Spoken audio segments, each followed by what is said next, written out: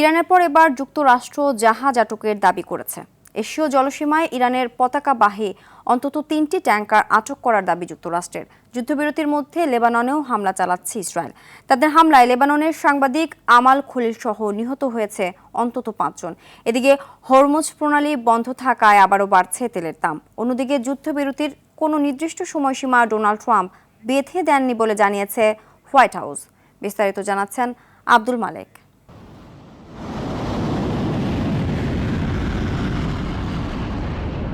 যুক্তরাষ্ট্র, ইসরায়েল ও ইরানের যুদ্ধ প্রায় 2 মাস হতে চললেও যুদ্ধ শেষ হওয়ার তেমন কোনো লক্ষণ দেখা যাচ্ছে না। এখনও দ্বিতীয় দফার শান্তি আলোচনায় বসার জন্য ঘোষণা দেয়নি ইরান। দেশটির প্রেসিডেন্ট মাসুদ পেজেশকিয়ান বলছেন, প্রতিশ্রুতি ভঙ্গ, অবরোধ এবং হুমকি প্রদানই আলোচনার প্রধান বাধা। যুক্তরাষ্ট্র হরমুজে অবরোধ করে যুদ্ধবিরতি লঙ্ঘন করেছে বলে অভিযোগ করেছে দেশটির পার্লামেন্টের স্পিকার বাগের গালিবাফ।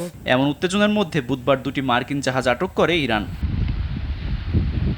এবারে নতুন করে ইরানের পতাকাবাহী 3টি ট্যাঙ্কার আটক করেছে যুক্তরাষ্ট্র।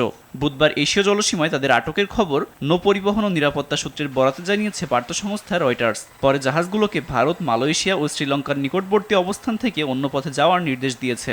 এর ফলে ইরানের বিরুদ্ধে আরোপ করা নৌ অবরোধের মোট 31টি জাহাজ দিকবদল করতে বা বন্দরে ফিরতে নির্দেশ দিয়েছে যুক্তরাষ্ট্র। তবে যুদ্ধবিরতির কোনো নির্দিষ্ট মেয়াদ যুক্তরাষ্ট্র নির্ধারণ করেনি বলে জানিয়েছে হোয়াইট হাউসের প্রেস সেক্রেটারি ক্যারোলিন লেভিট। হরমুজে চলমান উত্তেজনায় বিশ্ববাজারে আবারও ঊর্ধ্বমুখী তেলের দাম। যুদ্ধবিরতি নিয়ে অনিশ্চয়তার মধ্যে মার্কিন ওয়েস্ট টেক্সাস ইন্টারমিডিয়েট 4% বেশি বেড়ে ব্যারেল প্রতি $96.73 পৌঁছেছে। ব্রেন্ট ক্রুডও 3.62% বেড়ে $105 ছাড়িয়েছে।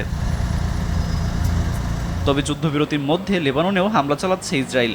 দেশটির আল আখবার পত্রিকার প্রতিনিধি আমাল খলিল নামে এক সাংবাদিক নিহত হয়েছে। এছাড়া দক্ষিণ লেবাননের আত্তিরি গ্রামে একটি গাড়িতে বোমা হামলায় 2 জন সহ মোট 5 জন নিহত হয়েছে। আব্দুল মালেক, RTV।